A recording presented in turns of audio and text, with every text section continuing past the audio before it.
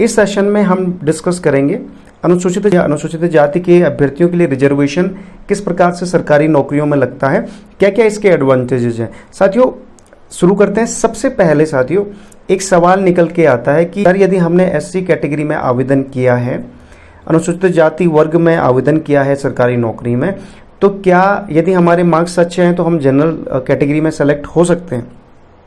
तो साथियों बिल्कुल हो सकते हैं। यदि आप साथियों ये एक प्रकार का वर्टिकल रिजर्वेशन है, एक प्रकार का ऊर्ध्वाधर रिजर्वेशन है, इसीलिए इसकी ये प्रकृति है। यदि आप अनुसूचित जाति की कैटेगरी में आवेदन करते हैं, आपके मार्क्स अच्छे हैं और आप अनरिजर्व कैटेगरी में या जनरल कैटेगरी में सेलेक्ट हो जाते हैं, तो उस केस में आपकी अनुसूचित जाति की सीट बरकरार रहेगी। कोई और अभ्यर्थी जिसके कम मार्क्स हैं वो उस पर चयनित होगा। सबसे बड़ा एडवांटेज तो साथियों ये है इस वर्टिकल रिजर्वेशन का।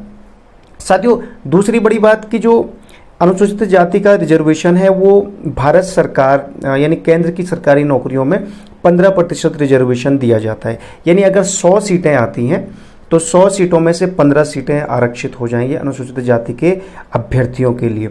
और साथियों हर स्टेट में अलग अलग हैं। कुछ स्टेट में 15% सीटें ही हैं, जैसे बिहार, दिल्ली, कर्नाटक, तेलंगाना। इन राज्यों में केंद्र शासित प्रदेशों में 15% ही आरक्षण है अनुसूचित जाति के अभ्यर्थियों के लिए। और बाकी जैसे उत्तराखंड जैसे राज्य वहाँ पर 19% रिजर्वेशन है। तो इसका मतलब ये है कि 100 सीटें यदि आती हैं तो उसका आप उत्तराखंड राज्य के पॉइंट ऑफ व्यू 19% निकाल लीजिए, तो 19 सीटें एससी समुदाय के अभ्यर्थियों के लिए आरक्षित हो जाएगी। सबसे बड़ी बात साथियों एक सवाल यहाँ पर निकल के आता है कि अनुसूचित जाति के अभ्यर्थियों के लिए सरकारी नौकरी में अपर एज लिमिट यानी ऊपरी आयु सीमा में कितने वर्ष की छूट होती है। जैसे किसी स्टेट में एज लिमिट 18 वर्ष से 42 वर्ष है, तो 42 वर्ष में कितना छूट मिलेगा? तो साथियों 5 वर्ष का छूट मिलेगा। चाहे केंद्र सरकार की सरकारी नौकरी है या राज्य सरकार की सरकारी नौकरी है, उसमें आपको अपर एज लिमिट, यदि आपकी एज लिमिट क्रॉस हो गई है तो आपको 5 साल की छूट मिलेगी। यानी अगर 42 साल अपर एज लिमिट है तो आप 42 में 5 जोड़ के 47 साल तक आप फॉर्म भर सकते हैं अनुसूचित जाति के अभ्यर्थी। इसी प्रकार केंद्र सरकार की नौकरियों में भी यही है। अगर हम संघ लोक सेवा आयोग की बात करें तो सामान्य वर्ग के यानी अनरिजर्व कैटेगरी के अभ्यर्थी के लिए 32 वर्ष अपर एज लिमिट है, तो 32 में 5 जोड़ दीजिए तो 37 वर्ष। तो अनुसूचित जाति का समुदाय का जो अभ्यर्थी है वो 37 वर्ष की आयु तक यूपीएससी के फॉर्म भर सकता है। तो साथियों इस प्रकार से इसमें अपर एज लिमिट में रिलैक्सेशन है। साथियों इसी के साथ साथ सरकारी नौकरियों में जहां पर परसेंटेज मांगी जाती है, परसेंटेज में भी छूट दी जाती है। 5% की छूट दी जाती है, कम से कम 5% की छूट जाती है और अन्य छूट भी प्रदान की जाती है।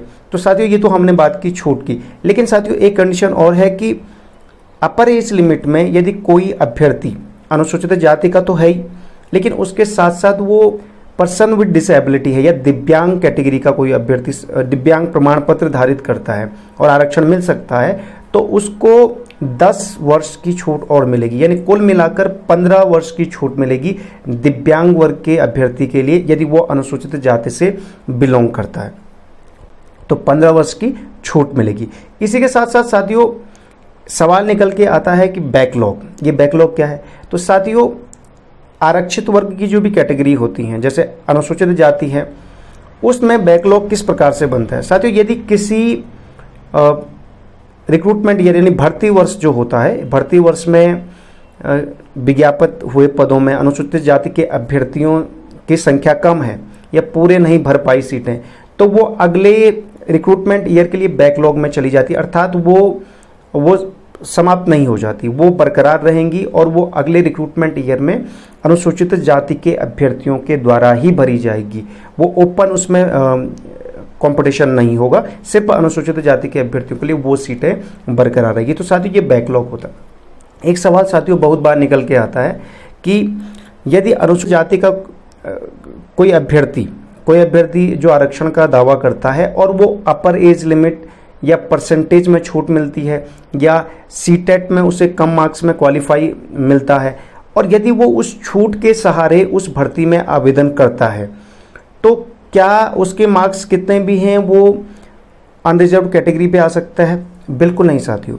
ये एक बड़ा पॉइंट है कि यदि कोई अभ्यर्थी अनुसूचित जाति एससी कैटेगरी से है और वो छूट के साथ किसी भर्ती में अपना दावा करता है या आवेदन करता है, तो वो सिर्फ अपनी ही कैटेगरी में आवेदन कर सकता है। क्योंकि आप जानते हैं, यदि किसी अभ्यर्थी कहीं पर 50% अगर मार्क्स की आवश्यकता है और 45% मार्क्स मांगे गए हैं और वो अभ्यर्थी 45% मार्क्स धारित करता है एससी कैटेगरी का और आवेदन करता है, तो वो चूंकि छूट के साथ आया है पहले ही, तो वो सिर्फ अपनी ही कैटेगरी में आवेदन। साथियों, एक सवाल और निकल के आता है। देखिए साथियों, यदि कोई अभ्यर्थी अनुसूचित जाति का तो है ही है, उसके साथ साथ वुमेन है, उसके साथ साथ एक्स आर्मी पर्सन है, उसके साथ साथ स्वतंत्रता संग्राम सेनानी आश्रित है या कुशल खिलाड़ी है, ठीक है, तो इस प्रकार के जो रिजर्वेशन होते हैं वो क्षैतिज रिजर्वेशन होते हैं। अर्थात जो अनुसूचित जाति की सीटें होंगी, माना कि 100 सीटें अनुसूचित जाति की हैं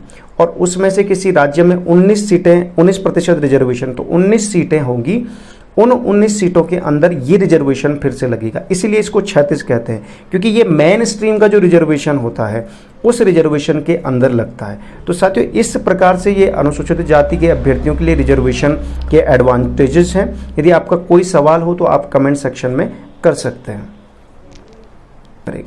तो साथियों, इस प्रकार से ये अनुसूचित जाति के अभ्यर्थियों के लिए रिजर्वेशन का है। यदि आपका कोई सवाल है तो कमेंट सेक्शन में जरूर कीजिएगा और साथ ही साथ